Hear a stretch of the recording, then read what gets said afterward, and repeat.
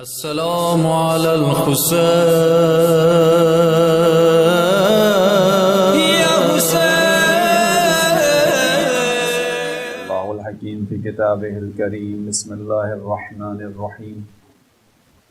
وأما الذين سعدوا ففي الجنة خالدين فيها ما دامت السماوات والأرض إلا ما شاء ربك عطاء غیر مجزوز. درود پڑھیے محمد اور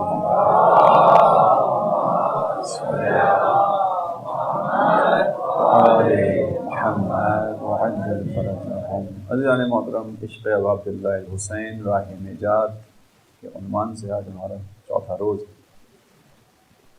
خداوند عالم نے انسانوں کو بیان کیا وَأَمَّا الَّذِينَ سُعِدُوا، اور وہ لوگ جو سعادت مند ہوں گے، سعید ہوں گے، کامیاب ہوں گے، ففی الجنہ، وہ جنت میں جائیں گے اور وہاں رہیں گے، خالدین فیہا، ہمیشہ رہیں گے اسی میں، ما دامت السماوات والارض، جب تک زمین اور آسمان کا نظام قائم ہے، الا ما شاء ربک، سوائے اس کے کہ خدا کوئی اور فیصلہ کرے، عطاء غیر مجزوز، اور ان کی یہ جو عطا ہے یہ جاری رہے گی، کنٹینیوشن میں رہے گی.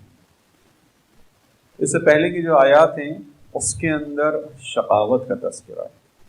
وَأَمَّا الَّذِينَ شَقَوْا فَفِي النَّارِ، اور وہ لوگ کہ جو شقی ہیں، بدبخت ہیں، کم نصیب ہیں، وہ کہاں جائیں گے؟ فَفِي النَّارِ، وہ جہنم میں جائیں گے. وہ کب تک رہیں گے؟ وہاں پہ خالدین فیہا ما دامت السماوات والارض، وہی آیت، اس میں رہیں گے ہمیشہ جب تک کہ آسمان اور زمین ہے، الا ما شاء ربک، سوائے اس کے کہ خدا کوئی اور فیصلہ کرے. اور ان کے لیے جو کہا گیا کہ وہ ایک مشکل کے اندر ہیں، یعنی ایک عذاب کے حصے کے اندر آ گئے. یہاں پر ایک نقطہ آیت اللہ حسین انصاریان نے بیان کیا، کہا کہ جو پہلا ٹکڑا ہے، یعنی اس سے بھی جو اگر پہلے کی آیت میں جائیں تو یہ کہ ایک وقت ایسا آئے گا کہ جب سعید اور شقی الگ الگ ہو جائیں گے. یعنی یہ سعادت اور شقاوت کا جو سفر ہے وہ اس دنیا میں طے ہو رہا ہے. اس دنیا کا باطن آخرت ہے، وہاں نتیجہ ہے. جو انسان سعادت کے راستے پر چل رہا ہے، جو انسان شقاوت کے راستے پر چل رہا ہے، دونوں کا نتیجہ قیامت میں نکلے گا. سعید کو شقی سے الگ کیا جائے گا، اچھے کو برے سے الگ کیا جائے گا، سعادت مند کو بدبخت انسان سے الگ کیا جائے گا. لیکن جو نقطہ تھا وہ آیت اللہ حسین انصاریان نے یہ بیان کیا کہ جہاں شقاوت کا تذکرہ ہے وہاں عربی گرامر کے حساب سے پہلے معلوم ہے، یعنی وَأَمَّا الَّذِينَ شَقَوْا، جن لوگوں نے شقاوت کی، بدبختی پر عمل کیا، یعنی اختیار کیا، خود سے راستہ تھا اور اس کے باوجود انہوں نے اپنے لیے ہلاکت کے راستے کا انتخاب کیا.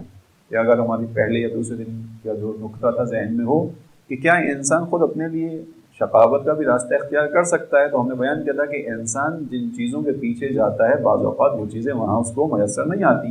جس کی ایک مثال دی تھی کہ انسان عزت کا طالب ہوتا ہے، عزت کے طلب میں کیا کرتا ہے؟ درباروں کو، بڑے عہدیداروں کو اور وسائل والوں کو دیکھتا ہے کہ اگر ان کی قربت حاصل ہو گئی تو اس کا مطلب میں صاحب عزت ہوں. خدا کہہ رہا ہے کہ نہیں، درباروں میں بادشاہوں کے پاس عزت نہیں ہے. عزت کہاں ہے؟ رات کی تاریکی میں رکھی ہے. وہ عزت رکھنے والا خدا ہے. من کان یرید العزہ، قرآن کی آیت ہے، من کان یرید العزہ، جو عزت کا طالب ہے، فللہ العزت جمیعا، تو یہ جان لے کہ عزت تو پوری کی پوری خدا کی ہے. تو جب عزت پوری کی پوری خدا کی ہے تو پھر وہی عطا کرے گا. یعنی ایسا نہیں ہے کہ عزت کچھ خدا کے پاس ہو اور کچھ کہیں اور ہو، تو انسان خدا کے جو پاس ہے عزت اسے چھوڑ دے کہیں اور سے لے لے، نہیں. من کان یرید العزہ، جو عزت چاہتا ہے، آبرو چاہتا ہے، فللہ العزت جمیعا، پہلے نقطے کو سمجھ لے کہ عزت پوری کی پوری خدا کے پاس ہے، مکمل اختیار خدا کے پاس ہے. کیا مطلب؟ یعنی خدا نے ہی اس کا ایک راستہ بنایا ہے، تم اس راستے سے ہٹ کر عزت حاصل نہیں کر سکتے ہو. ٹھیک ہے. لہذا آیت اللہ انصاریان نے بیان کیا کہ پہلی آیت ہے جہاں پہ شقاوت کا تذکرہ ہے وہاں عربی کے اعتبار سے فعل معلوم استعمال ہوا. وَأَمَّا الَّذِينَ شَقَوْا، جو لوگ شقی ہوں گے، شقاوت کے راستے پر چلیں گے، یعنی خود اختیار کریں گے، وہ کیا ہوگا؟ فَفِي النَّارِ، وہ جہنم میں جائیں گے. لیکن جو دوسرا ہے جس کو ہم نے آیت اپنا سرنامہ کلام قرار دیا سعادت کے عنوان سے، وَأَمَّا الَّذِينَ سُعِدُوا، یہاں پر سین کے اوپر پیش لگا ہے. اگر زبر ہوتا تو یہ بھی فعل معلوم ہوتا، سین پر پیش لگا ہے، یہ فعل مجہول ہو گیا. موجود کا کیا مطلب ہے کہ اور وہ لوگ کہ جنہیں سعادت کے راستے پر ڈالا جائے گا، جنہیں سعادت کے راستے پر چلایا جائے گا، جنہیں سعادت، یا یوں کر لیجیے جنہیں سعادت نصیب ہوگی، وہ جنت میں جائیں گے۔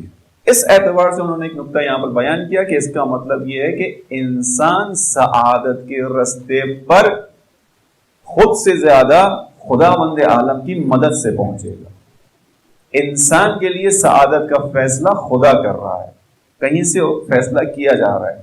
پھر اس کے ذیل میں انہوں نے کہا کہ ہمارے پاس جو راستے ہیں، اب ہمیں یہ دیکھنا چاہیے کیا راستے ہیں۔ خدا کا احسان ہے کہ اس نے ہمیں سعادت مند گروہ میں رکھا۔ درود پڑھی محمد والوں۔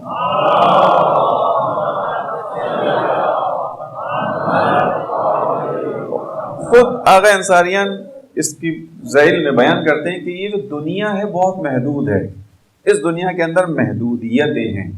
ہم اور آپ اس دنیا کو بہت وسیع و عریض سمجھتے ہیں، ہماری نگاہ میں یقیناً وسیع و عریض ہے، مگر جو خالق ہے، بنانے والا ہے، اس کی نگاہ میں دنیا بہت محدود ہے۔ دنیا محدود ہے تو اس کے تمام لوازمات، وسائل سب محدود ہیں۔ اسی لیے خدا تعالیٰ نے قرآن میں کہا کہ یہ دنیا میں جو چیزیں ہیں وہ کتنی ہیں، تم کیا سمجھتے ہو ان کی حقیقت کیا ہے؟ یہ ایک کھیل کود کی چیز ہے، بس ختم ہو جائے گی۔ کیوں کھیل کود سے تعبیر کیا گیا؟ بچہ جب تک بچہ ہوتا ہے، توجہ کیجیے، بچہ جب تک بچہ ہوتا ہے اس کے اندر عقلی بالیدگی نہیں آتی، اس کی عقل میچیور نہیں ہوتی، اس وقت تک کھیل کود کی چیزوں سے دل لگاتا ہے۔ لیکن جیسے جیسے عقل کا مرحلہ آگے بڑھتا ہے، جیسے جیسے شعور آتا ہے، جیسے جیسے فکر پروان چڑھتی ہے، ویسے ویسے بچہ اپنی کھیل کی چیزوں سے بیزار ہونا شروع ہو جاتا ہے۔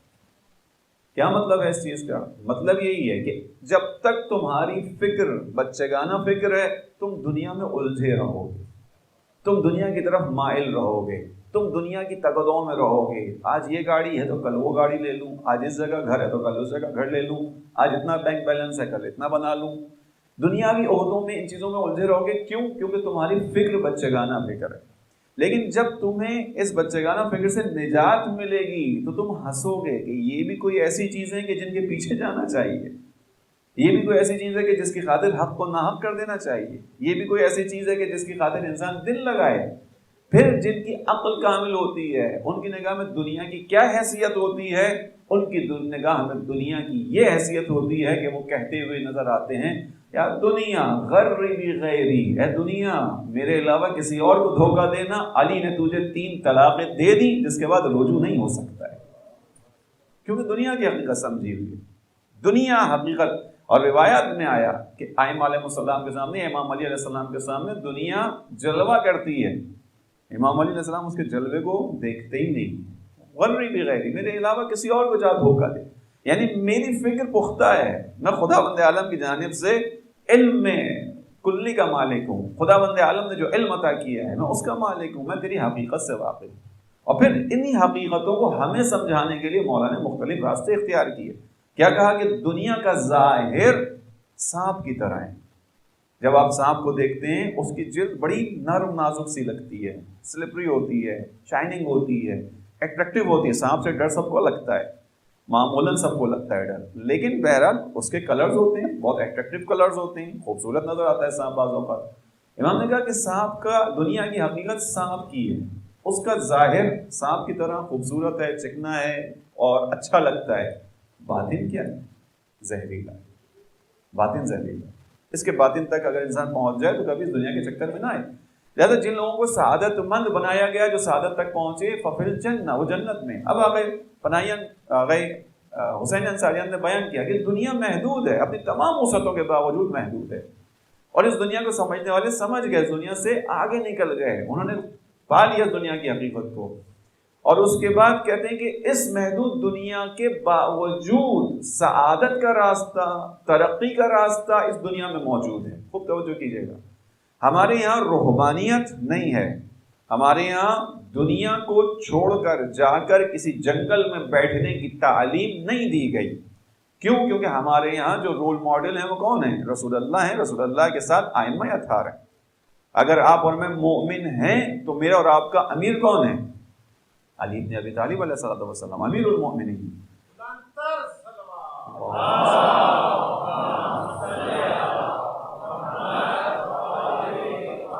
جو امیر المؤمنین ہے اس کا عمل حجت ہے۔ کیا امیر المؤمنین نے دنیا چھوڑ کر جنگل میں پناہ لی تھی؟ نہیں، امیر المؤمنین دنیا میں رہتے تھے، لوگوں کے ساتھ رہتے تھے، لوگوں کی جو ہے وہ خدمت کرتے تھے، کاموں کا انجام دیتے تھے۔ ہمیں دنیا چھوڑنے کے لیے نہیں کہا گیا، اس دنیا کے اندر رہتے ہوئے ہم سعادت حاصل کر سکتے ہیں۔ یہاں پر آقا انسانیت نے بیان کیا اسی دنیا میں، اسی محدود دنیا کے اندر رہتے ہوئے موسیٰ کلیم اللہ بنے، اسی دنیا کے اندر رہتے ہوئے یوسف کنویں سے نکل کر عزیز مصر بنے، اسی دنیا کے ذریعے سے یتیم عبداللہ رحمت للعالمین قرار پائے، اسی دنیا کے اندر رہتے ہوئے۔ یہ دنیا ہے لیکن اس دنیا کی خصوصیات ہیں، اسی دنیا کے اندر رہتے ہوئے یہ مقامات ملتے ہیں۔ آپ ائمہ علیہ السلام کے مقامات کو اپنی جگہ رکھیے، علماء کے مقامات کی طرف آ جائیے۔ اسی لیے روایت نے بیان کیا کہ الدنیا متجر اولیاء اللہ، یہ دنیا اولیاء خدا کی تجارت کی جگہ ہے، تجارت کی جگہ ہے۔ تجارت میں انسان کیا کرتا ہے؟ کچھ خرچ کرتا ہے، کچھ سود حاصل کرتا ہے۔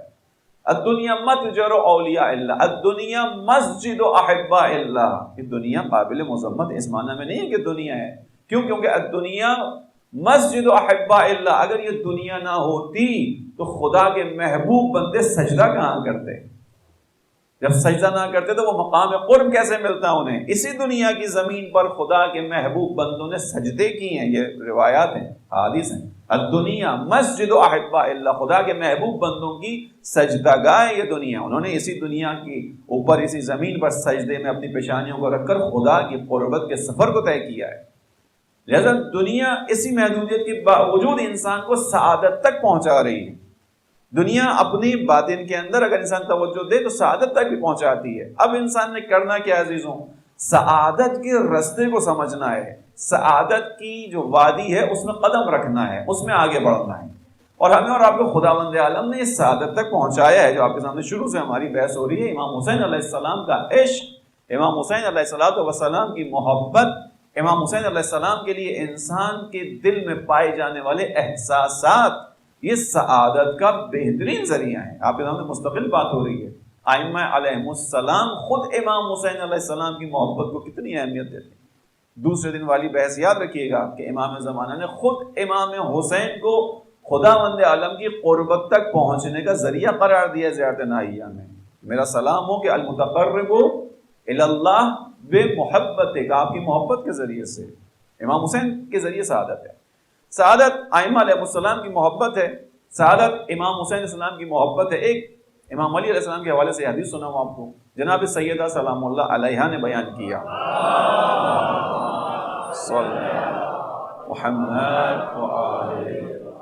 بیان کیا کہ السعید کل السعید وحق السعید، یہ حق السعید من احب علیا فی حیاتہ و بعد موتہ۔ اس بات کو جان لو کہ سعادت مند، مکمل سعادت مند، حقیقی سعادت مند، یہ تینوں تعبیریں جناب سیدہ کی ہیں۔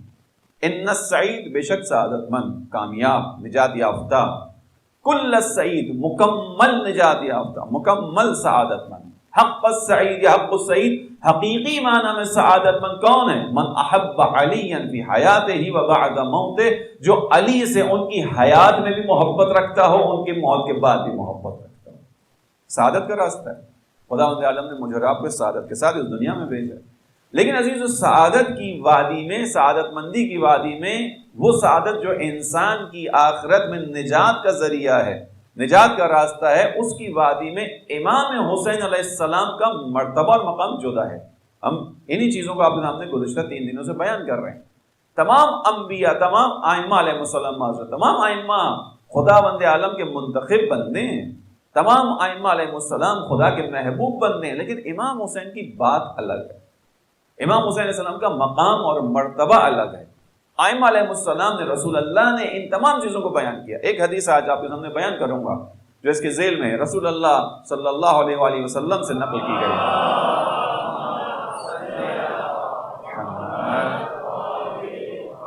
ابی خیثمہ نے عبداللہ ابن عمر سے اس حدیث کو نقل کیا، کہتے ہیں کہ رسول اللہ نے ارشاد فرمایا، بی انذرتم، میرے ذریعے سے تمہیں انذار کیا گیا، ڈرایا گیا، ہوشدار دیا گیا۔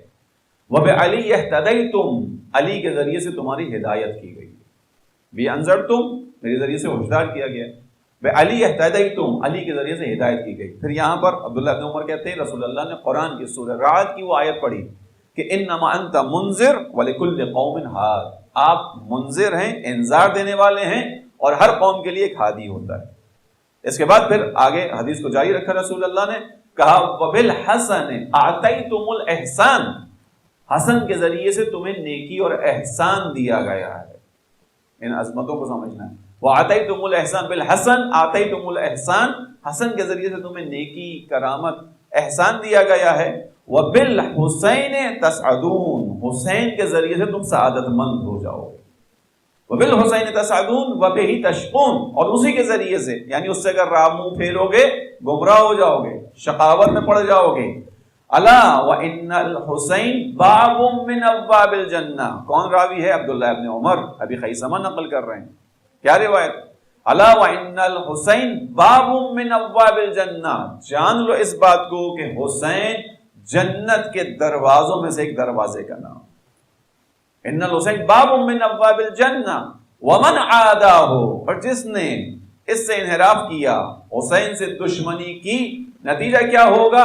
حرم اللہ علیہ ریح الجنہ، خدا اس پر جنت کی خوشبو کو بھی حرام قرار دے گا، جنت کی خوشبو کو بھی حرام قرار دے گا۔ عزیزو، جنت کی خوشبو کا جو روایات میں تذکرہ ہے اس کی وجوہات ہیں کہ جنت ایک ایسی منزل ہے، ایک ایسی جگہ ہے کہ جب انسان جائے گا تو اپنی جگہ اس کی اہمیت، اس کی خوشبو کئی ہزار کلومیٹر کے فاصلے سے جو روایات میں بیان کیا گیا ہے انسان سونگ سکے گا، اتنی اچھی خوشبو ہے۔ رسول اللہ نے کیا بیان کیا؟ جو حسین کا دشمن ہوگا، جو حسین سے دشمنی رکھے گا، ومن عاداہ، جو حسین سے عداوت رکھے گا، حرم اللہ علیہ ریح الجنہ، یعنی وہ اتنی دور سے بھی نہیں گزر پائے گا کہ اس کو جنت کی خوشبو آ سکے۔ جنت میں جانا تو کہاں ممکن ہوگا؟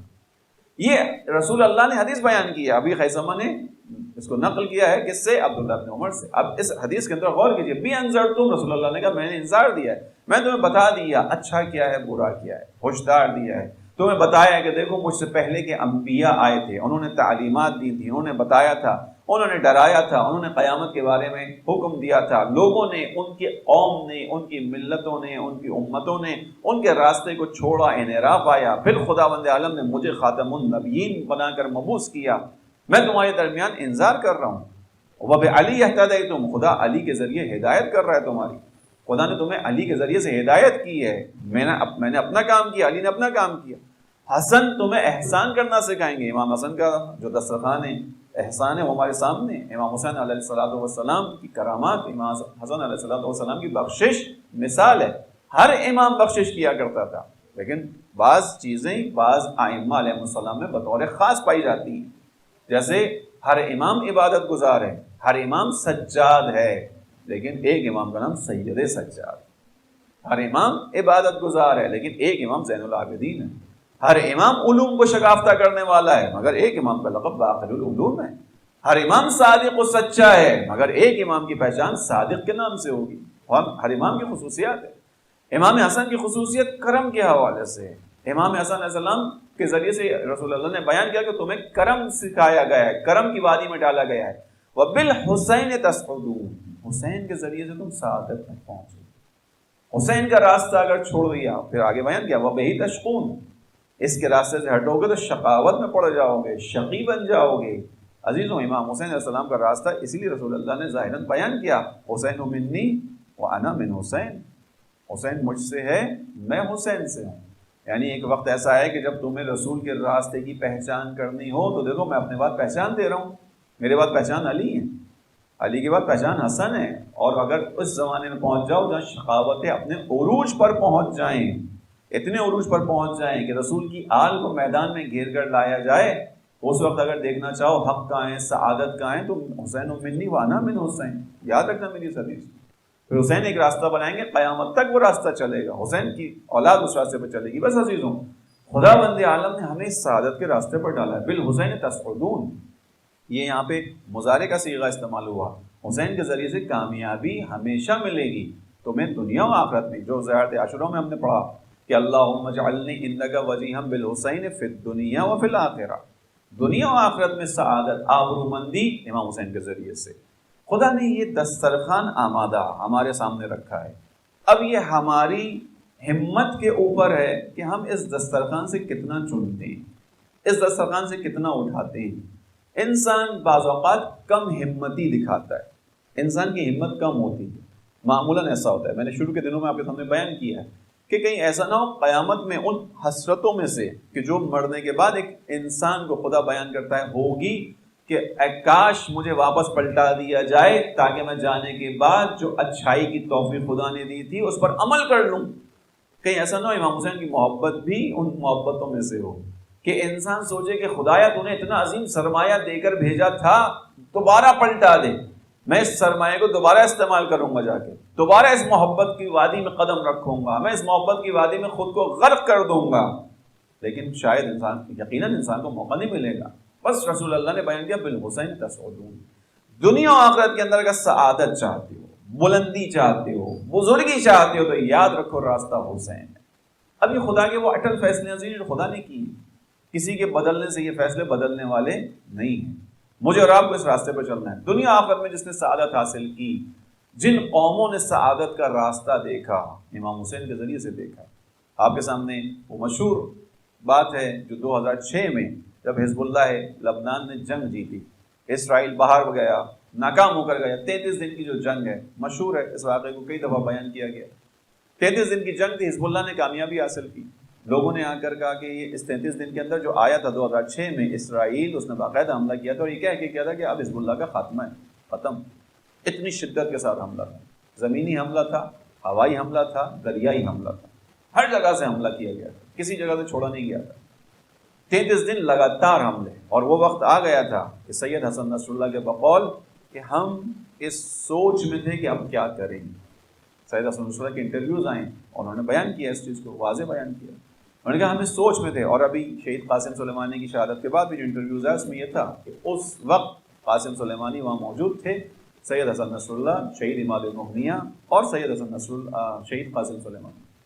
یہ سوچ رہے تھے اب کیا کریں، کمان ان کے پاس تھی، کیا کریں، بند کر دیں، چونکہ اسرائیل آبادیوں پر حملہ کر رہا تھا، اسرائیل آبادیوں کو مار رہا تھا، بلڈنگز کو تباہ کر دیا تھا، بچوں کو مار دیا تھا۔ اس وجہ سے یہ لوگ پریشان ہوئے کہ اب کیا کریں، ہماری ذمہ داری کیا بنتی ہے، جاری رکھیں تو عام عوام مر رہی ہے، جاری نہ رکھیں تو ختم ہو جائے گا سب کچھ۔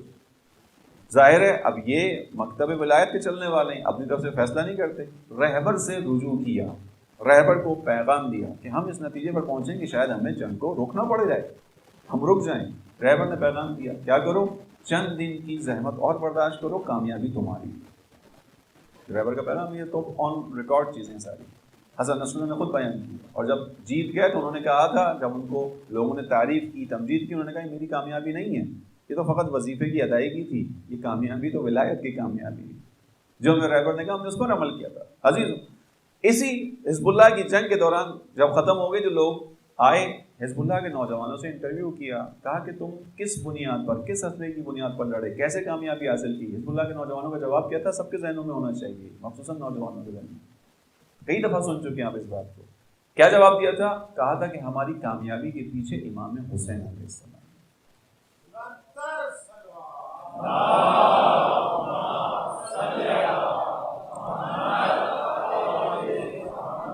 امام حسین علیہ السلام ہے۔ پوچھنے والے نے پوچھا کیا مطلب؟ کہا کہ ہم جاتے تھے اپنے وظیفے کے مطابق، جو اسلحہ ہوتا تھا اس کو لے کر جاتے تھے، مگر ہمارا توسل امام حسین سے ہوتا تھا۔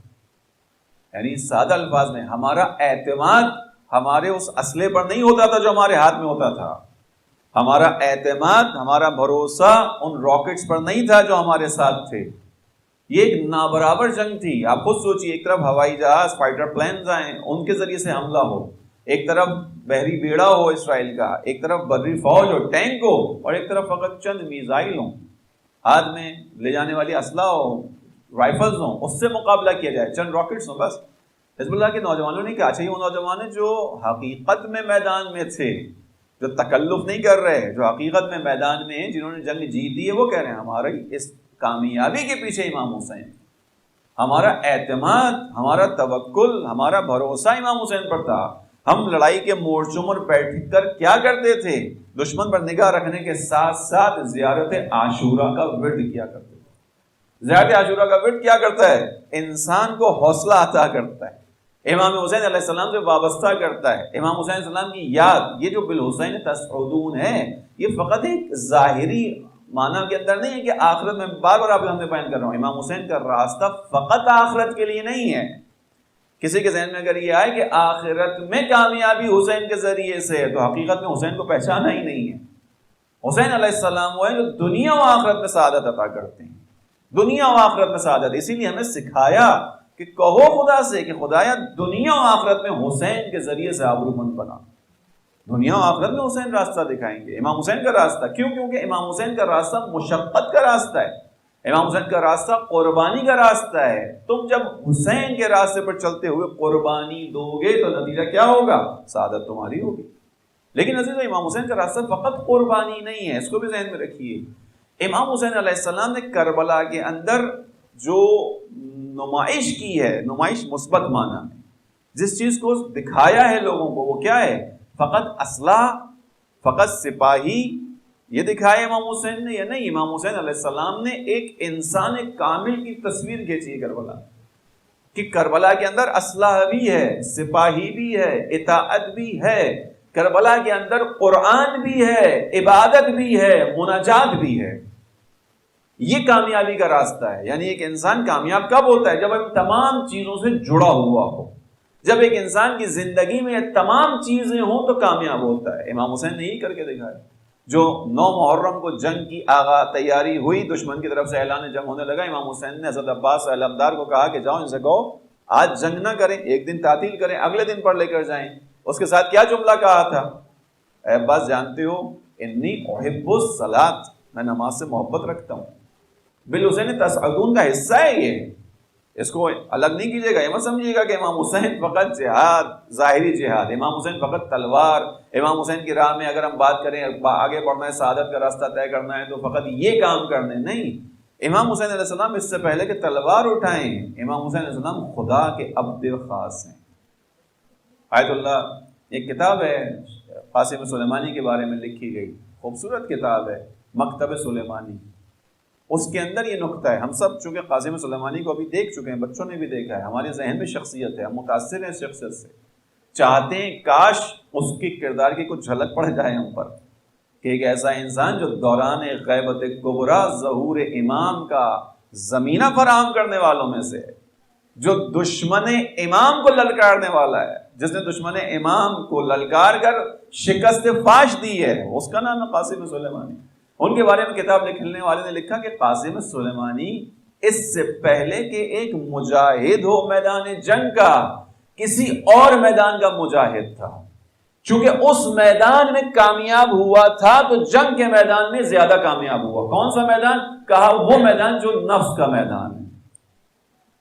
قاسم سلیمانی پہلے نفس کے میدان میں مجاہد تھا، اس نے نفس کے ساتھ لڑائی کی، اور اس کو ایسے نہیں بیان کیا بیان کرنے والے نے، رسول اللہ صلی اللہ علیہ وآلہ وسلم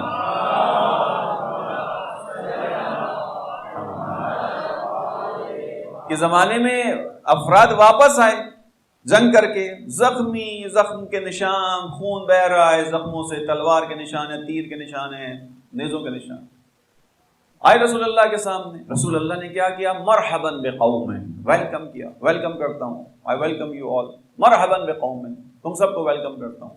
آگے کیا جملہ ہے؟ قضوا جہاد الاصغر، میں اس قوم کو ویلکم کرتا ہوں، خوش آمدید کہتا ہوں کہ جو ابھی چھوٹا جہاد کر کے آئے، وما بقی منہم علیہم جہاد الاکبر، اور ان پر ابھی جہاد اکبر باقی ہے۔ اصحاب ظاہر حالات سے پریشان ہوئے، اللہ کے رسول یہ جہاد ہے، ہم آئے ہیں، اس میں ہمارے سپاہیوں کے جسم پر زخم ہیں، تلوار، تیر، نیزہ، پتھر، کچھ شہید بھی دیے، یہ اس کو آپ کہہ رہے ہیں چھوٹا جہاد۔ اللہ کے رسول بڑا جہاد کیا ہوگا؟ گھبرائے، سمجھے کہ پتہ نہیں کتنا بڑا دشمن آئے گا مقابلے میں، کیا کیا لے کر آئے گا مقابلے میں، اس جہاد کے اندر یہ حالت ہوئی ہے تو اس میں کیا کرنا ہوگا؟ پریشان ہوئے، یا رسول اللہ وہ بڑا جہاد کیا ہے، پھر اس کو کیسے لڑیں گے ہم؟ رسول اللہ نے کہا وہ جو بڑا جہاد ہے وہ جہاد من نفس ہے، تمہارے نفسوں کی اپنے اندر لڑائی، یہ جو ہم دعا میں پڑھتے ہیں نا کہ خدایا مجھے میرے نفس میں سلامتی عطا فرما، ہم معمولی نماز فجر کی نماز میں پڑھتے ہیں اللہم اجعل النور فی بصری والبصیرۃ فی دینی والیقین فی قلبی والاخلاص فی عملی والسلامۃ فی نفسی، کہ خدایا میرے عمل میں اخلاص اور میرے نفس میں مجھے سلامتی عطا فرما۔ کیا مطلب؟ یعنی پروردگار میں دشمن کے مقابلے میں سالمیت کی دعا کرتا ہوں، پروردگار مجھے جس دشمن سے خوف لاحق ہوتا ہے میں اس کے مقابلے میں کہتا ہوں کہ مجھے سالم رکھنا، اے میرے پروردگار میرا یہ نفس میرا سب سے بڑا دشمن، اس نفس کے مقابلے میں مجھے سالمیت عطا فرما۔ یہ ہمیں دعائیں کیوں سکھائی گئی ہیں عزیزوں؟ ان کے پیچھے مطالب ہیں، ان کے پیچھے حقائق ہیں۔ بالحسین تسعدون، حسین کے ذریعے ہی سعادت تک پہنچو گے، لیکن حسین کے مکتب کو پورا دیکھنا ہے۔ حسین علیہ السلام ان کے اصحاب نے کربلا کے اندر کیا دکھایا سعادت کا ذریعہ؟ خداوند عالم سے مناجات۔ امام حسین علیہ السلام کے خیمے سے عزیزوں فقط مناجات کی آواز بلند نہیں ہو رہی تھی۔ شب عاشور دشمن کے الفاظ ہیں، دشمن کے الفاظ ہیں کہ امام حسین علیہ السلام کے اطراف جتنے خیمے لگے ہوئے تھے اصحاب امام حسین کے، ہر خیمے سے مناجات کی، خداوند عالم سے دعا کی، آہوزاری کی آوازیں ایسے بلند تھی کہ جیسے شہد کی مکھیوں کی بنبناہٹ ہوتی ہے شہد کے چھتے پر۔ اگر آپ شہد کے چھتے کے پاس کھڑے ہوں اور شہد کی مکھیاں اس کے ارد گرد ہوں، بنبناہٹ ہوتی ہے، تیزی کے ساتھ آواز آتی ہے، اس طرح کی آوازیں بلند تھیں۔ یہ سعادت کا راستہ ہے۔ وبالحسین تسعدون، حسین علیہ السلام نے جو راستہ دیا اس کو پہچانو۔ حسین علیہ السلام نے سعادت کا راستہ فقط خون اور تلوار نہیں دیا کہ وہ ہے امام حسین کا راستہ، لیکن اس سے پہلے کے کچھ مراحل ہیں، اس کے ساتھ کے کچھ مراحل ہیں۔ امام حسین علیہ السلام آخری وقت میں خدا کی بارگاہ میں سجدہ ریز ہیں۔ امام حسین علیہ السلام سب کچھ قربان کرنے کے بعد کہتے ہیں بار الہ میں راضی ہوں، پروردگار میں تسلیم ہوں، تسلیم ہوں بقضائک، میں تسلیم ہوں، میں سرنڈر ہوں۔ کیا مطلب ہے؟ اے خدا جو کچھ ہوا ہے تیری نگاہوں کے سامنے ہے۔ حسین کے دل میں ذرہ برابر کوئی شکوہ نہیں۔ ہم اور آپ کیا کرتے ہیں؟ خدا سے شکوے کرتے ہیں نا، گھر میں کوئی بیمار ہو جاتا ہے دعا کرتے ہیں، دعا کرتے ہوئے شفا نہیں مل رہی ہوتی، خدا سے کہتے ہیں بہار اللہ، مثلا باپ ہو ماں ہو، انسان بعض دفعہ شکوے کے لیے زبان کھولتا ہے، کہتا ہے خدا تو نے تو کہا تھا ماں باپ کی دعا کو قبول کرتا ہوں، میرا بیٹا میری بیٹی بیمار ہے، مریض ہے، ٹھیک ہے گناہ گار ہوں، خطا کار ہوں، میں ہوں تو باپ، تو نے تو قرار دیا ہے باپ، تو نے تو باپ کی دعا کو، تو نے تو ماں کی دعا کو پرسر قرار دیا اولاد کے لیے، اب تجھ سے دعا کرو تو سن ہی نہیں رہا۔ انسان شکوے کرتا ہے خدا سے۔ البتہ علماء کہتے ہیں شکوہ اور گلہ بری چیز نہیں ہے، جہاں انسیت ہوتی ہے وہیں گلہ کیا جاتا ہے، جہاں محبت ہوتی ہے گلہ کیا جاتا ہے۔ خدا سے گلہ کرو، کس نے منع کیا ہے؟ لیکن فقط خدا سے کرو، خدا کا گلہ کسی اور کے سامنے مت کرو، خدا کی شکایت کسی اور کے سامنے نہ کرو۔ جس کی شکایت کرنی ہے خدا کے سامنے کرو، خدا کی شکایت کسی اور کے در پہ لے کے مت جاؤ۔ کسی کے سامنے مت کہو کہ خدا نے میرے ساتھ یہ کیا، خدا نے میرے ساتھ کیا۔ نہیں، تمہیں کیا پتا خدا تمہارے ساتھ کیا کر رہا ہے؟ وہ تمہاری ماں باپ سے زیادہ مہربان ہے۔ اس نے قرآن میں تمہیں بتایا ہے عسیٰ ان تحبوا الشیء وہو شر لکم، بعض دفعہ تم کسی چیز سے محبت کرتے ہو تمہارے لیے اچھی نہیں ہوتی، شر ہوتی ہے، اور بعض دفعہ تم کسی چیز سے کنارہ کشی اختیار کرنا چاہتے ہو، وہو خیر لکم، وہ تمہارے لیے بہتر ہوتا ہے، تم نہیں جانتے، خدا جانتا ہے۔ لہذا خدا تمہیں کیا دے رہا ہے جو تمہارے لیے خیر ہے، بس توجہ کیجیے گا عزیزان محترم۔ بالحسین تسعدون، حسین کا راستہ سعادت کا راستہ ہے، لیکن جو امام حسین علیہ السلام نے راستہ کھولا اس پورے راستے کو لینا ہے۔ اس کے اندر شہادت ہے، اس کے اندر جہاد ہے، اس کے اندر دشمن سے مقابلہ ہے، اس کے اندر خدا کی اطاعت ہے، اس کے اندر خدا کی عبادت ہے، اس کے اندر آخری لمحات میں بھی خدا بند عالم کی طرف توجہ ہے۔ امام حسین آخری وقت میں کھڑے ہو کر ان کی مناجات کو انسان دیکھے اس کی عقل حیران رہ جاتی ہے۔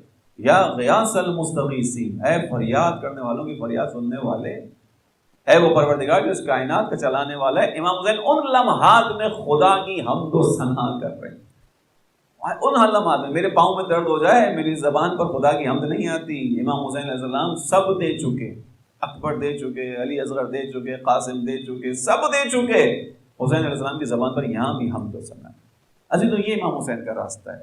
امام حسین کا راستہ بار بار عرض کر رہا ہوں، فقط تلوار اور جہاد اور خون نہیں ہے، کہ وہ بزرگ ترین چیز ہے امام حسین کی سیرت حیات کے اندر، کہ جب موقع آ جائے تو ٹھیک ہے نکلو خون دو، لیکن اس سے پہلے کی کچھ چیزیں ہیں۔ وہ کیا چیز ہے؟ اصل جو راستہ ہے امام حسین کا، بالحسین تسعدون، حسین کی طرح خدا بند عالم سے راضی ہونا سیکھو۔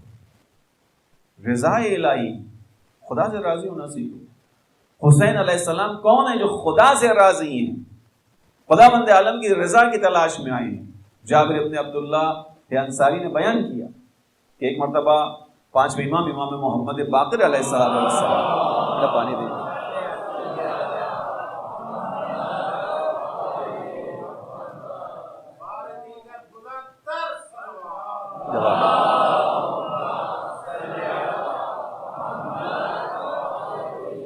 جابر سے امام باقر علیہ السلام نے پوچھا کہ کیف اصبحت یا جابر، اے جابر آج کیسی تمہاری تربیت ہے، آج کیسے تم نے صبح کی؟ معمولی جملہ جیسے ہم کہتے ہیں نا، انگلش میں پوچھتے ہیں ہاؤ آر یو، اردو میں پوچھتے ہیں کیسے ہو، ٹھیک ہو، عربی میں اس طرح پوچھا جاتا ہے کیف اصبحت، آج صبح کیسے کی، کس حال میں ہو؟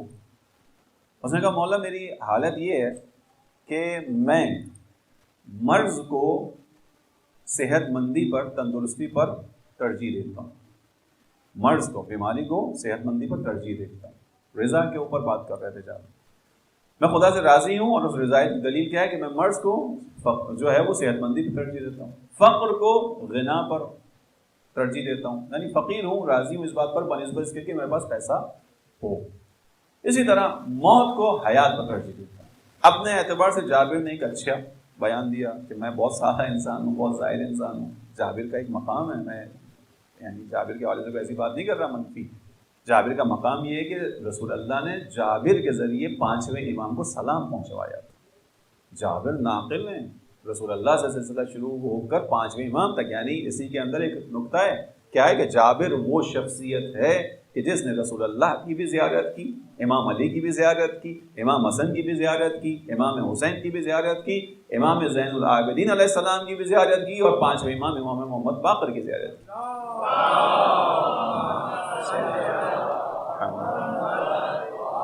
یعنی 6 معصومین کی صحبت جس انسان کو نصیب ہو وہ جابر ہے۔ تو ظاہر ہے اب ہر امام کو فقط دیکھا تو نہیں ہوگا نا جابر نے، کچھ نہ کچھ تو حاصل کیا ہوگا ہر امام سے، ہر معصوم سے، لیکن بہرحال اپنے طور پہ جابر نے ایک جواب دیا، مولا صحت کے اوپر مرض کو ترجیح دیتا ہوں، پیسے ہونے کی نسبت پیسے نہ ہونے کو ترجیح دیتا ہوں، حیات کے اوپر موت کو ترجیح دیتا ہوں۔ بس اس کو اگر میں کھولوں تو اس کے اندر فلسفہ ہے، جابر کسی وجہ سے بیان کر رہے ہیں، چونکہ صحت کے اندر انسان جو ہے وہ خداوند عالم سے بعض دفعہ راستہ چھوڑ دیتا ہے، صحت کے عالم میں ہوتا ہے تو انسان کیا کرتا ہے، خداوند عالم کے راستے کو چھوڑ کر بغاوت پر آ جاتا ہے، چونکہ تندرستی یا قوت طاقت ہے، لیکن جب جسم ضعیف ہوتا ہے تو کیا ہوتا ہے، اس کی نگاہ خدا پر ہوتی ہے۔ اسی طرح پیسے کے عالم میں انسان کے اندر طغیانی آتی ہے، لہذا اس پیسے سے کہ جس کے اندر طغیانی میرے اندر آئے، میں خدا کے مقابلے میں سرکشی کروں، میں اس بات کو ترجیح دیتا ہوں کہ پیسہ نہ ہو میرے پاس، تاکہ طغیانی کا چیپٹر ہی کلوز ہو جائے، ٹھیک ہے۔ اسی طرح وہ حیات کے جو گناہوں کی طرف انسان کو لے کر جائے، میں اس گناہوں کی حیات کی نسبت موت کو ترجیح دیتا ہوں کہ انسان عزت کے ساتھ، سعادت مندی کے ساتھ مر جائے خدا کی راہ میں، گناہ لے کر اپنے ذمہ نہ جائے۔ یہ ایک تشریح ہو سکتی جابر کے بیان کی، لیکن اس کے بعد بہرحال پلٹ کر جابر نے امام سے پوچھا، آپ بتائیے آپ کا کیا حال ہے؟ امام نے کہا جابر، ہم اپنی طرف سے کسی چیز کو کسی چیز پر ترجیح نہیں دیتے، اگر خداوند عالم ہمارے لیے فقر کو پسند کرے ہم فقر پسند کرتے ہیں، خدا اگر توانگری کو پسند کرے ہم توانگری کو پسند کرتے ہیں، اگر خدا ہمارے لیے مرض کو پسند کرے ہم مرض کو پسند کرتے ہیں، اگر خدا ہمارے لیے صحت یابی تندرستی کو پسند کرے ہم اسے پسند کرتے ہیں، خدا اگر ہمارے لیے موت کو پسند کرے ہم موت کو پسند کرتے ہیں، خدا اگر ہمارے لیے حیات کو پسند کرے ہم حیات کو پسند کرتے ہیں۔ یعنی ہم ہر حال میں خدا کی رضا پر راضی رہتے ہیں، یہ خدا کی رضا کا مطلب ہے۔ خدا جس حال میں رکھے، جو تمہیں میسر کرے اس کے اوپر راضی رہنا ہے۔ بالحسین تسعدون، حسین کے ذریعے سعادت تک پہنچو، یعنی حسین علیہ السلام کی زندگی کو آ کر تحقیق کرو، مطالعہ کرو۔ فقط کربلا عصر عاشور کے اندر امام حسین کی زندگی کو خلاصہ مت سمجھو، حسین علیہ السلام کی زندگی ہے، اس زندگی کے اندر دیکھو امام حسین علیہ السلام کی زندگی کی خصوصیات کیا ہیں، ان خصوصیات کو اپنی زندگی پر لاگو کرو۔ بالحسین تسعدون، حسین تمہیں سعادت تک پہنچائیں گے۔ بنیادی ترین اہم ترین نقطہ امام حسین کی زندگی کی رضایت الہی، خدا کی رضا پر راضی ہیں، خدا کی رضا پر راضی ہیں، لہذا امام حسین کربلا کے میدان میں آئے، بس عزیز ہوں آپ کی زحمت تمام کی میں نے، یہ راستہ ہے بالحسین تسعدون۔ عبداللہ بن عمر نے روایت نقل کی کہ حسین سعادت مندی تک پہنچانے کا راستہ ہے، اگر حسین کے راستے پر رہو گے، قائم رہو گے، آگے بڑھو گے، ان کی محبت، ان کی اس عشق کو جو خدا نے تمہیں دے کر بھیجا ہے، اس کو سنبھالے رکھو گے تو کیا ہوگا نتیجہ؟ آگے بڑھتے چلے جاؤ گے۔ حسین تمہیں بہت آگے پہنچائیں گے، اتنا آگے پہنچا دیں گے کہ جہاں تمہارا تصور بھی نہیں جا سکتا، جہاں تصور بھی نہیں جا سکتا حسین وہاں پہنچائیں گے۔ حسین نے اسی دنیا کے اندر، میں نے عرض کیا، جن قوموں نے امام حسین السلام کے راستے پر قدم رکھا کہاں پہنچا دیا۔ یہاں شاید میں نے بیان نہیں کیا، پہلے بیان کر چکا ہوں لیکن اس عشرے میں بیان نہیں کیا، کل دوسری جگہ بیان کیا تھا، یہاں بھی بیان کرتا ہوں۔ حزب اللہ لبنان کہ جس کی آج ایک عزت ہے، شہرت ہے، آپ کو پتہ ہے کہ دنیا کے اندر جو استکباری طاقت ہے، اور مخصوصاً اس ریجن میں کہ جہاں لبنان واقع ہے، اس ریجن کے اندر دنیا کی طاقتیں کوئی پالیسی بنانے سے پہلے یہ سوچتی ہیں کہ اس پر حزب اللہ کا ریئیکشن کیا ہے۔ یہ آج اس جگہ پہ کہاں سے پہنچے؟ یہ لبنان کے شیعہ، شہید مصطفیٰ چمران کی کتاب ہے لبنان، شہید مصطفیٰ چمران کے جو فاؤنڈرز میں سے ہیں حزب اللہ کے، اس وقت عمر ملیہ شریف بعد میں نام تبدیل ہوا، حزب اللہ بنے، بیسک لوگ وہی ہیں، بنیاد وہی ہے، وہیں سے فراہم ہوئی ہے۔ انہوں نے اپنی کتاب میں لکھا ہے کہ لبنان کے شیعہ تیسرے درجے کے شہری ہوتے تھے، ان کی کتاب میں لکھا ہوا ہے تیسرے درجے کے شہری تھے، کوئی باعزت جاب نہیں ملتی تھی، کوئی باعزت کام نہیں ملتا تھا۔ ان 30-40 سالوں کے اندر حزب اللہ اس مقام پر پہنچی ہے کہ جہاں اس علاقے کی کوئی پالیسی بنانے سے پہلے یہ دیکھا جاتا ہے کہ اس پر حزب اللہ کا ریئیکشن کیا ہوگا، حسن نصر اللہ کیا کریں گے اس کے اوپر۔ یہ مقام کہاں سے ملا؟ اس مقام تک کیسے پہنچے؟ امام حسین کے راستے سے پہنچے، امام حسین کا راستہ ہے۔ امام خمینی تک چلے جائیے، امام خمینی نے جو انقلاب برپا کیا، انہوں نے بیان کیا امام حسین کی وجہ سے، بس امام حسین کا راستہ دنیا و آخرت میں سعادت کا راستہ ہے عزیزان مومنین، دنیا و آخرت میں، مگر حسین سے ویسی وابستگی جیسے کہ وابستہ ہونا چاہیے۔ امام حسین السلام کی اس محبت کو سمجھنا ہے، یہ عشق خدا نے ہمیں دیا ہے، یقین جانیے۔ میں اپنی زبان سے کچھ بھی نہیں بیان کر رہا، بزرگ علماء کے واقعات آپ کے سامنے میں 2-3 دفعہ بیان کر چکا ہوں کہ اس کے اندر بیان کیا گیا ہے کہ جب ان سے رابطہ ہوا، برزخ کے عالم میں رابطہ ہوا، پوچھا گیا کہ کون سا عمل آپ کو ابھی یاد آتا ہے اور آپ کہتے ہیں کاش ہمیں دوبارہ موقع ملے؟ انہوں نے کیا جواب دیا؟ امام حسین کی زیارت، امام حسین کی یاد، امام حسین کا تذکرہ۔ عزیزوں یہ بہت معنی دار چیزیں ہیں، خدا نے ہمیں بہت معنی دار چیزوں کے ساتھ اس دنیا میں بھیجا ہے۔ بالحسین تصفدون، حسین کے ذریعے آگے بڑھو، حسین کے ذریعے سعادت کا راستہ طے کرو گے۔ اما جو لوگ سعادت مند ہیں، جو لوگ سعادت کے راستے پر چلیں گے وہی جنت میں جائیں گے، بس وہی جنت ہے، امام حسین کا راستہ ہے۔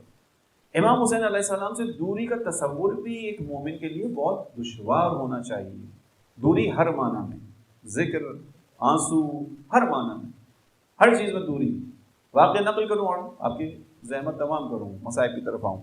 شہید مرتضیٰ مطہری کہ جو ایران کے برجستہ علماء میں سے ہیں، ایک ایسی شخصیت کہ جن کی کتابیں آج بھی حوزہ علمیہ قم کے اندر لوگ پڑھتے ہیں، علماء آج بھی ان کی کتابوں سے استفادہ کرتے ہیں۔ یہ جو میں کہہ رہا ہوں آج بھی استفادہ کرتے ہیں، اس بات کے پیچھے کیا بات ہے؟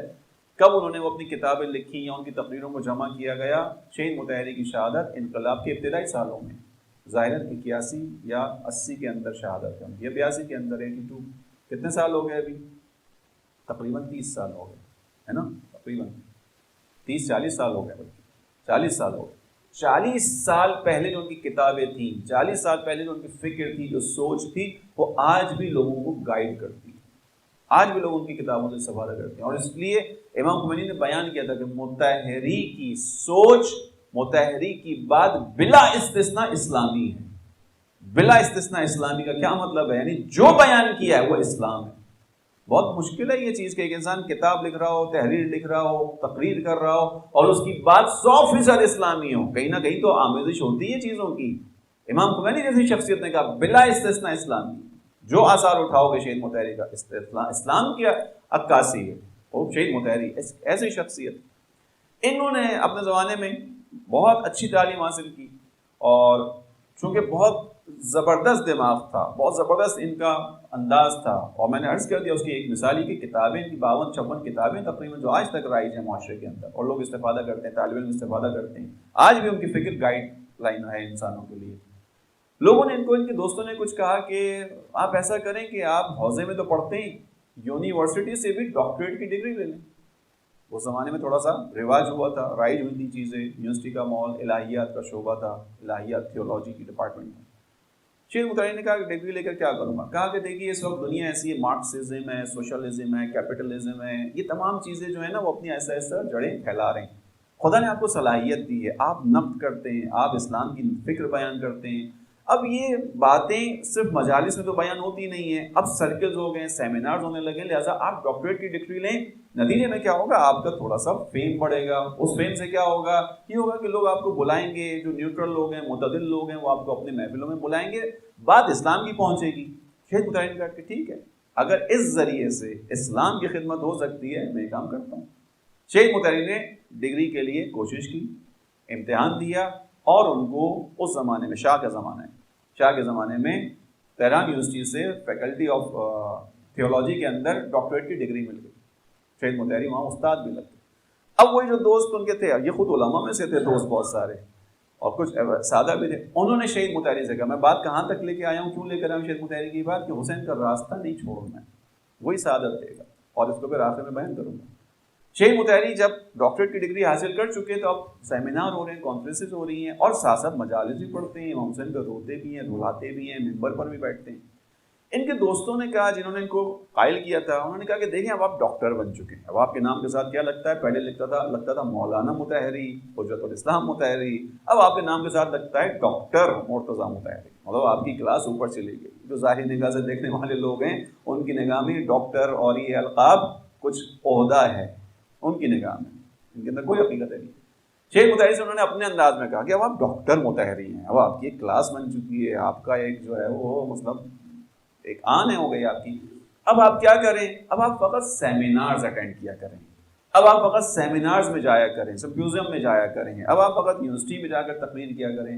آپ سے لوگ متاثر ہو رہے ہیں، اور یہ جو آپ ممبر پر بیٹھ کر مجلس پڑھتے ہیں نا، یہ سے تھوڑا سا آپ کی شہرت میں کمی آ رہی ہے، مطلب اچھا نہیں ہے. اب دوستوں نے سمجھانے کی کوشش کی، انہوں نے اچھا کیا چاہتے ہو؟ کہنے کہ آپ ممبر چھوڑ دیں، اتنے ہزار لوگ موجود ہیں ممبر کے لیے، اتنے ہزار لوگ ہیں ممبر پہ امام حسین علیہ السلام کی مجلس پڑھنے کے لیے، آپ ماشاءاللہ ڈاکٹر ہو گئے، آپ اس کام سے باہر آ جائیں، چھوڑ دیں، آپ کی شہرت بھی بڑھ جائے گی، دنیا کے اندر راستہ بھی کھل جائے گا. اپنے وہاں پہ سمجھایا. شیخ مرتضیٰ متحری نے کہا کہ جو ڈگری مجھے حسین سے دور کر دے، مجھے اس سے کوئی تعلق نہیں.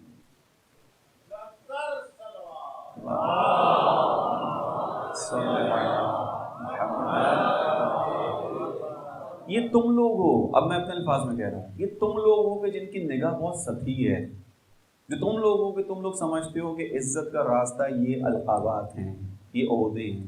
نہیں، مجھے یہ عزت جو نصیب ہے کہ میں ممبر پر بیٹھ کر حسین کا تذکرہ کرتا ہوں، اس سے بڑی عزت میرے لیے کوئی اور نہیں ہے. میں حسین کا راستہ نہیں چھوڑوں گا، میں حسین پہ رونا رلانا چھوڑ دوں، میں باقی چیزیں چھوڑ سکتا ہوں. عزیزوں، یہ کسی عام انسان کی بات نہیں ہے جو فلسفی تھا، فقیہ تھا. امام خمینی نے جس کی شہادت پر آنسو بہائے ہیں، روتے ہوئے کہا ہے کہ میں اپنے عزیز بیٹے سے محروم ہوا ہوں. جو عزیز بیٹا تھا شہید امام خمینی کا، یعنی جن چند شخصیات کو امام خمینی جیسی شخصیت انقلاب کے بعد قائم ہونے والی حکومت میں سمجھتے تھے کہ کردار ادا کریں گے، ان میں سے ایک شہید متحری تھے. ایسا کام تھا. ایک ایسی شخصیت، انہوں نے کہا کہ نہیں، میں یہ کام نہیں کر سکتا، تو مجھ سے غلط توقع کر رہے ہو کہ میں حسین کو چھوڑ دوں گا. حسین کو نہیں چھوڑ سکتا، حسین کی خاطر دنیا کو چھوڑ سکتا، میں حسین کے اوپر رونے رلانے کو نہیں چھوڑ سکتا. سعادت ہے اپنی آخری زندگی تک عزیزوں شہید متحری امام حسین سے جڑے رہے، امام حسین علیہ السلام کی اسی خدمت کو انجام دیتے رہے. حالانکہ ایک بڑا دماغ تھا، سب کچھ تھا، بہت کچھ کر سکتے تھے اس کے علاوہ بھی، لیکن انہوں نے امام حسین کے راستے کو نہیں چھوڑا. امام حسین کے ذریعے سے سعادت حاصل کی. آج شاید وہی امام حسین کا راستہ اور احترام ہے کہ 40 سال بعد بھی، کہ 40 سال میں یہ دنیا کتنی تبدیل ہو گئی ہے آپ جانتے ہیں. دنیا کے کتنے مکاتب ختم ہو گئے، سوشلزم، کمیونزم ختم ہو چکا، جس کو امام خمینی نے اس دور میں اپنے کہا تھا گورباچوف کو کہ کمیونزم اب عجائب گھر کی زینت بننے والا ہے، ختم ہو گیا، کمیونزم کا دور چلا گیا. امام خمینی نے کہا تھا کتنے ازم ختم ہو گئے دنیا کے اندر سے، لیکن شہید متحری کی 40 سال پرانی فکر آج بھی رہنما ہے. یہ بالحسین تصدن کا حصہ ہے. حسین کے ذریعے سے سعادت حاصل کرو، اور فقط اس دنیا میں نہیں، میں نے آپ سے عرض کیا، فقط اس دنیا میں نہیں، حسین دنیا و آخرت میں سعادت عطا کرتے ہیں. یعنی شہید متحری کی شہادت کے بعد ان کی زوجہ نے ان کو خواب میں دیکھا. خوب توجہ کیجیے. خواب میں دیکھنے کے بعد پوچھا کیا کیفیت ہے وہاں، آپ لوگ کیا کرتے ہیں؟ کیسے وقت گزارتے؟ ظاہر ہے زوجائیں، انہوں نے پوچھا کہ کیا وقت، کیسے وقت گزرتا ہے آپ کا، کیا کرتے ہیں؟ شہید مطہری نے جواب دیا کہ روز آنا، ہم لوگ چند لوگ بیان کیا، روز آنا ہمیں امام حسین علیہ السلام کے درس میں لے جایا جاتا ہے، روزانہ ہم امام حسین سے معرفت اللہ کا درس حاصل کرتے ہیں۔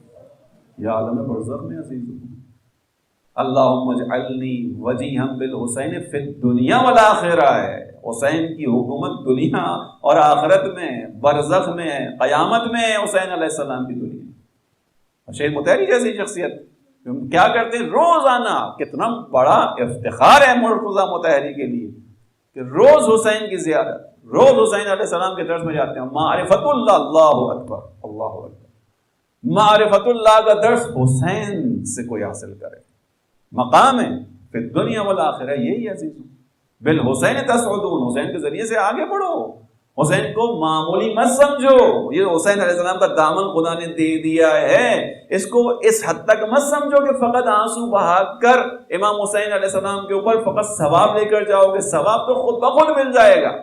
تم حسین سے کہو مولا راستہ طے کروائیے جیسے جون کو طے کروایا تھا، مولا راستہ طے کروائیے جیسے وہاب کلبی کو کروایا تھا، مولا راستہ طے کروائیے جیسے زہیر ابن قین کو کروایا تھا، مولا وہ جھلک دیجئے جس کی وجہ سے یہ لوگ آپ کی طرف آ گئے تھے۔ توجہ کیجئے گا، وہاب کلبی مسلم نہیں تھا، حسین علیہ السلام کے راستے میں ملاقات ہوئی ہے حسین سے، وہاب کلبی کی قسمت پلٹی ہے۔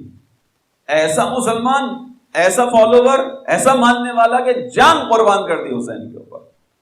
زہیر ابن قین وہ کہ جو امام حسین علیہ السلام سے بچ بچ کے چل رہے تھے، روایت ہے کہ حج سے واپس آ رہے تھے، انہیں معلوم تھا حسین کے راستے میں، کوشش تھی، توجہ کیجئے گا، حسین زہیر کی کوشش تھی کہ سامنا حسین سے نہ ہو، کوشش تھی، یہ روایات کتابوں میں لکھا ہوا، لیکن حسین کی کیا کوشش تھی؟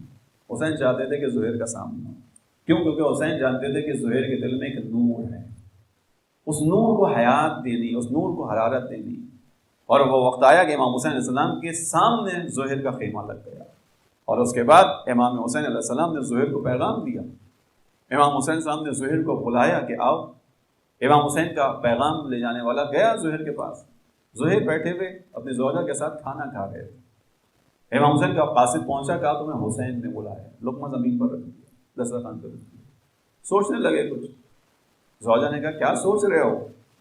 کہا سوچتا ہوں جاؤں کہ نہ جاؤں۔ زوجہ کہتی تعجب ہے، تمہیں فرزند رسول بلایا تم سوچو، تمہیں زہرا کی اولاد بلایا تم سوچو، یہ کیسا ایمان ہے؟ زہیر اس وقت نقل کیا ہے عثمانی مسلک، عثمانی مسلک سے کیا مراد تھی کہ جو تیسرے خلیفہ کا قتل ہوا تھا اس میں بہت سے لوگ امام علی علیہ السلام سے تھوڑا سا بدظن ہو گئے تھے، کیا گیا تھا، پروپیگنڈے کے نتیجے میں آپ سب جانتے ہیں، پروپیگنڈا ایسا کیا گیا تھا کہ امام علی سے بدظن ہو گئے تھے لوگ، عثمان زہیر بھی انہی لوگوں میں سے تھے، تھوڑا سا شک کا شکار تھے۔ زہیر کی زوجہ نے کہا جاؤ، فوراً اٹھ کر گئے، جاتے وقت راوی نقل کر رہا ہے کہ زہیر کا چہرہ عجیب سا تھا، لٹکا ہوا تھا، نہ دلی کے ساتھ، بے دلی کے ساتھ امام حسین کے خیمے میں گئے تھے، لیکن جب واپس نکلا، اچھا زہیر کی ملاقات امام حسین سے تنہائی میں ہوئی، اندر کیا ہوا کسی کو نہیں پتا، خیمے میں فقط امام حسین اور زہیر، لہٰذا اندر کی باتیں نقل نہیں ہوئی، اسی لیے راویوں نے جو ظاہر ہے اس پہ نگاہ کی، کہا کہ جب جا رہے تھے بے دلی کے ساتھ جا رہے تھے، نظر آ رہا تھا کہ جانے پہ شاید راضی نہیں ہیں، لیکن جب باہر نکلے تو زہیر کے چہرے کو دیکھ کر ایسا لگا گویا جنت میں قدم رکھ کر آئے۔ زہیر کی کیفیت کچھ اور تھی، جس کو کہتے ہیں نا کہ اپنے اندر نہ سمانا، زہیر کی کیفیت الگ ہے، حسین سے مل کر آ گئے، حسین نے نامعلوم کیا کیا زہیر کے ساتھ، کیا بیان کیا حسین نے زہیر کو، کہ زہیر آئے اپنے خیمے میں گئے، اپنی زوجہ سے کہا کہ میں حسین کے راستے پر چلنے والا ہوں، میں تجھے رائے خدا میں آزاد کرنا چاہتا ہوں، تو چلی جا۔ کہا کہ اے زہیر یہ تو مناسب نہیں ہے، ہم ہمیشہ ساتھ رہیں، میں یہاں بھی ساتھ رہوں گی۔ زہیر نے کہا کہ دیکھ مجھے پتا ہے کہ اب کچھ عرصے بعد یہاں پر جنگ ہوگی، حسین نے مجھے بتا دیا، اور اس کے بعد مرد مارے جائیں گے، خواتین اسیر بنائی جائیں گی، لہذا میں نہیں چاہتا کہ تو اسیر بنے، میں نہیں چاہتا کہ تیرے سر سے ردا چھنے، بس میں کہوں گا زہیر تھوڑا خیال کرو، یہی زینب بھی موجود ہے، یہی حسین کی بیٹیاں بھی موجود ہیں، یہی تمہاری بیوی نے، زوجہ نے جس سے پردہ سیکھا ہے وہ موجود ہے. اگر تمہیں حرمت کا خیال کرنا ہے ضرور کرو اپنی زوجہ کا، لیکن وہ زینب کی حرمت کا بھی خیال کرو. زہیر اگر کوئی اہتمام کرنا چاہتے ہو تو کیا کرو، زینب کی رضا کے لیے بھی کوئی اہتمام کرو. بس توجہ کیجیے گا عزیزوں، یہ امام حسین کا راستہ ہے عزیزوں. بالحسین تصودون، وہ جو حسین سے کنارہ کش ہو کے چل رہا تھا، حسین نے اس کو سعادت مند بنا دیا. تیسرا شخص جو گناہگار تھا، جس کا کل تذکرہ ہوا، خطا کار تھا، وہ حسین کے دروازے سے آگے سعادت تک پہنچ گیا. کیسی سعادت حر کو ملی ہے حسین کے ذریعے عزیزوں، ایسی سعادت کسی کو نہیں ملی. کربلا کے شہداء میں جب حر شہید ہوئے تھے، پیشانی سے خون ابل رہا تھا، کپڑا امام حسین باندھتے تھے، کسی کپڑے سے خون نہیں رکتا تھا. امام حسین علیہ السلام نے رومال فاطمہ حر کی پیشانی پر باندھا. رومال فاطمہ باندھتے خون رک گیا. اب قیامت کے دن حر کی شان الگ ہوگی. حر اس طرح سے میدان میں آئیں گے کہ حر کی پیشانی میں رومال فاطمہ ہوگا. اب غلام فاطمہ بند کرائیں گے. بس عزیز و زحمت تمام کی. یہ شہید محترم مطہری کا واقعہ اس لیے بیان کیا کہ جس نے حسین کا ذکر نہیں چھوڑا، اس کے ساتھ حسین نے کیا کیا، اس کو معرفت اللہ کے درس دیتے ہیں حسین علیہ السلام. جو حسین کا ذاکر تھا وہ حسین کو نہیں چھوڑ سکا، تو پھر جو عاشق حسین بہن ہے وہ کیسے حسین کو چھوڑ سکتی ہے؟ جو عاشق حسین ہے، جس کی حیات ہی حسین ہے، جو حسین کو دیکھ کر جیتی ہے، جس نے شرط لگائی تھی عبداللہ سے کہ میں حسین کے ساتھ جاؤں گی. روایت میں نقل کیا گیا ہے، بعض لوگوں نے نقل کیا اس کو، کہ جناب زینب کی رخصتی کے بعد امام حسین علیہ السلام بھی اپنے گھر میں ٹہل رہے ہیں.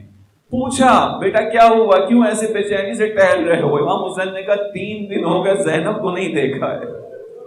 یہ عجیب محبت تھی بہن بھائی کی. 3 دن ہو گئے میں نے زینب کو نہیں دیکھا. وہاں زینب کی بھی کیفیت یہی تھی کم و بیش. عزیزوں جناب زینب نکلی ہیں، اپنے بچوں کو لے کر نکلی ہیں. میں حسین کو نہیں چھوڑوں گی.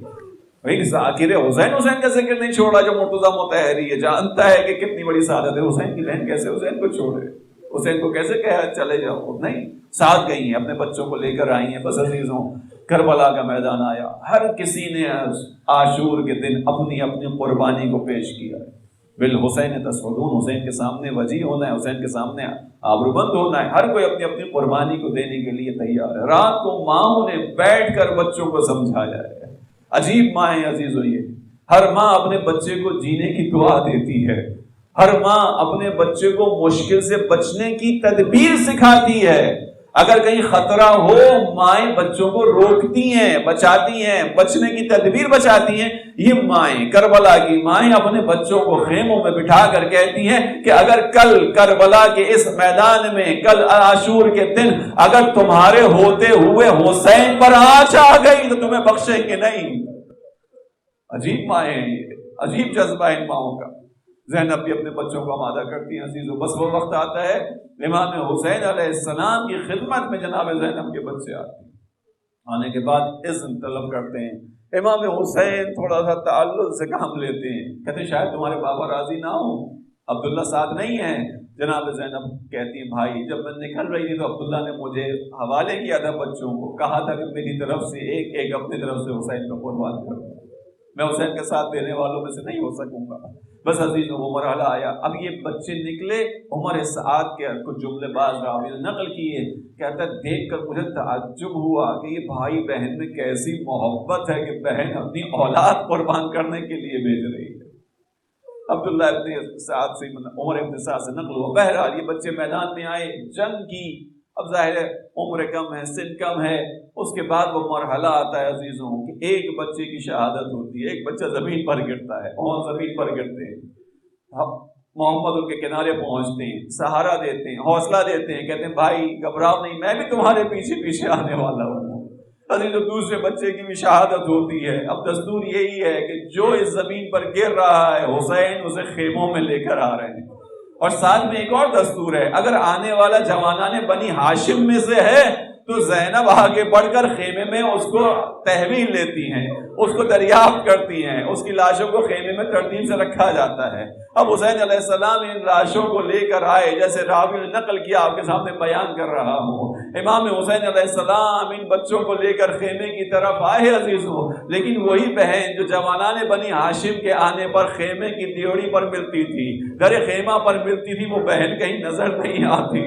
عزیزوں کیا ماجرا ہے، جس کے اپنے بچے ہیں وہ نظر کیوں نہیں آ رہی؟ بعض لوگوں نے یہ نقل کیا کہ شاید وہ حسین کے سامنے اس لیے نہیں جا رہی تھی کہ کہیں حسین کو شرمندگی محسوس نہ ہو کہ میری بہن کے بچے قربان ہو گئے، مگر بعض نے کہا نہیں ایسا نہیں ہے، ارے زینب بارگاہ الہی میں سجدہ ریز تھی، بار الہ تیرا شکریہ، تو نے میری لاج رکھ لی، تو نے مجھے حسین کے سامنے شرمندہ نہ ہونے دیا۔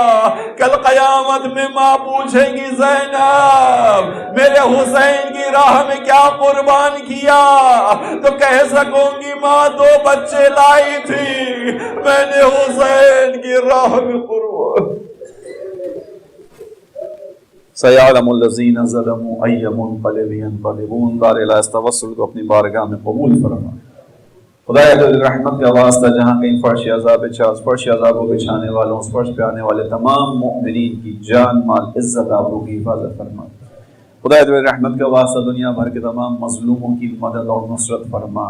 اے خدا تو رحمت کا واسطہ جو بیمار ہیں ان سب کو شفا عطا فرما دے، جہاں کہیں بھی عزاداری ہے اس عزاداری کی حفاظت فرما، مخصوصاً نائجیریا کے مؤمنین کے جو عزاداری میں مشغول ہیں اور ان کو ہر سال اس محبت اہل بیت علیہ السلام، عشق امام حسین علیہ السلام میں قربانیاں دینی ہوتی ہیں۔ اس سال بھی ان کی مجالس پر حملہ ہوا، ان کے عزاخانوں پر حملہ ہوا اور کچھ شہید ہوئے، کچھ زخمی۔ خدایا تمام نائجیریا کے مظلوم مومنوں کی مدد فرما، ان کے رہبر، ان کے رہنما شیخ ابراہیم الزقزقی کو رہائی نصیب فرما۔ خدایا سعودیہ کے مومنوں کی مدد فرما، جہاں سعودی فوج آ کر ان کے عزاخانوں کو اجاڑ دیتی ہے، جہاں سعودی فوج آ کر ان کی مجلسوں پر حملہ کرتی ہے۔